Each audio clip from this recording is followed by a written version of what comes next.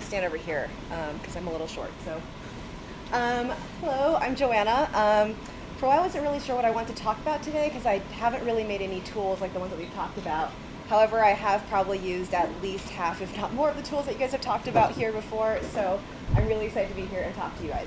But what I am going to talk about is some of the audio projects that I've worked on that we have been using some of these transcription tools for. And so hopefully that's useful. Let me know if you guys have questions. I called this audio annotations and annotated audio because I tried to group them in some way, but we'll see how it goes. So first of all, hi, I'm Joanna. I grew up in Iowa. I did 4 years of computer science in college in Boston. Then I went to Al Jazeera America, which sadly imploded a bit last year. And I'm now at the Financial Times. I've been there for a little over a year. So at both of these places, I've been kind of working on audio in some ways. When I was at AJAM, so Al Jazeera America, we kind of shortened to AJAM. In some ways, I kind of fell into audio because we were a cable network, but I worked on the website, and because of different cable contracts, we actually weren't able to put video files of any kind on the web. And kind of the way it boiled down to was that we couldn't have like files that had like MP4s at the end of it, and so we ended up doing a lot of experimentation with what we could do with, that was kind of similar in storytelling methods, but with audio instead. So at the time, Northwestern University, they had a team that put together a tool called SoundSight. I think someone's from Northwestern here, or was here. And we wanted to kind of use that tool but adapt it in a little bit differently. So I think at the time it didn't work on mobile, and it had to use a certain platform that we weren't going to be using. So I kind of recreated it just with JavaScript, and we kind of created this inline player where you can, as you're reading a story, you can hear like a song or maybe a quote as someone's saying it as you're reading it. So instead of kind of interrupting your experience as you're reading, you can kind of hear it at the same time. We also kind of created like a traditional player, like really, really simple player that we could just stick on the side or within the story. And then we also created this image. We called it an image player, but it actually, over 2 years, it really got adapted to anything that got timed to audio. And so I'll try to see if I can give an example of how this worked. So I created a very, very, very, very rough tool for how to build these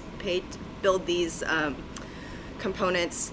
And essentially you would kind of put in what kind of player you wanted, and then what kind of text you wanted, when you wanted them, what seconds you wanted them from, and then it would generate something like this.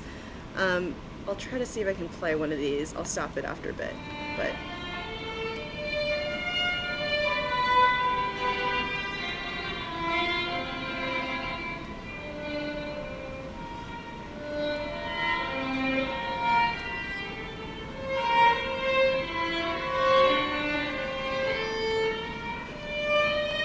okay, anyway, you can kind of get the idea.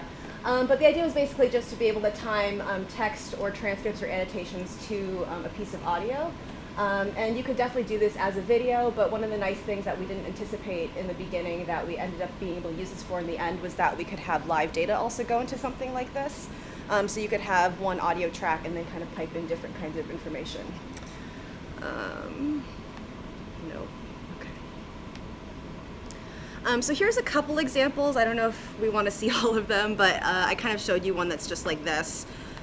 We probably used this for a couple of dozen projects over about the 2 years that we were around.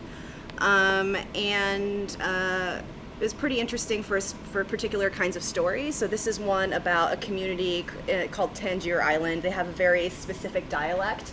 And so without being able to do video, we really want to show people what they were really like. And so we had some phenomenal photographers go, and we got some people who were audio producers to go, and we were able to capture the way that they kind of spoke, their dialect. And so we were able to do things, we were able to put the actual words inside into the story, or something like this. I love that apart from the good Lord Almighty that I'm my own boss. I plant my feet on that workboat and it's all mine. I get to do what I want, when I want, and how I want. And that's hard to beat. So it just kind of gave us a couple more options for how to present stories without having the option of doing video. And at some point, I realized that, especially if you have longer audio clips, it's really hard for people to actually sit and listen to like 2 or 3 minutes of audio. And so, even though these are really compelling stories, you can't really tell what it's about. Also, like people like often access these on like trains or something, or like in class maybe.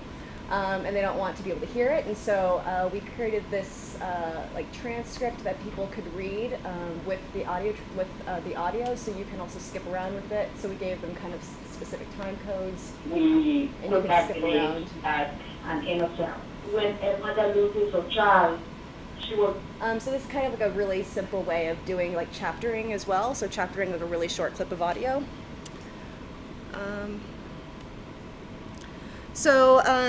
After Al Jazeera kind of imploded a little bit, sadly, a lot of the things that we worked on, no one's really been using anymore. But when I started at the FT, we were actually just in the middle of kind of revamping a lot of our website. And in that kind of revamping process, the ability to do audio had kind of gone away. And so I kind of built the same idea that we had at Al Jazeera, but at the FT. Except that I was a much better coder then, so I did slightly better, and there were slightly fewer bugs, I think. But if you want to use it, it's all on GitHub. It's an origami component, and there's also all sorts of other kinds of components there as well. Here's a couple recent examples. We have this recurring column in our Life and Art section called Life of a Song, where we take songs that have been redone several times, and then we have a music critic talk about different versions of a song. And so for that, before, the only way we could get audio on the web was to cut it into a podcast. But in this way, we can get people like really short clips of each song while they're reading the piece, and that can help you kind of understand the writing that's also surrounding it. For fun, this was also this was the first prototype we ever did, which was Martin Shkreli. I don't know if you follow his trial, but he's the guy who like jacked up the price of I can't remember what the drug is called, of Daraprim, and anyway, he's also on trial for a ton of things. But someone wrote a musical about him, and we thought we would try to do an annotated version of parts of the lyrics. So if you go to this page, you can hear part of the musical and then get our comments on it.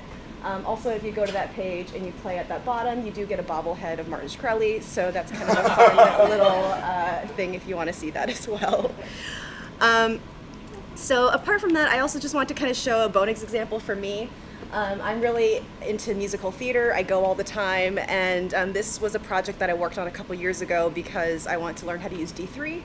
And so I created a annotated audio player, I guess you can call it.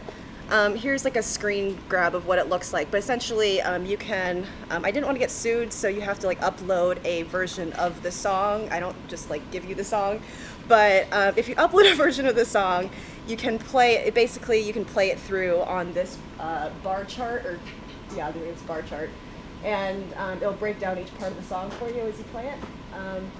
But yeah, so that's kind of, I think these are all the examples that I had.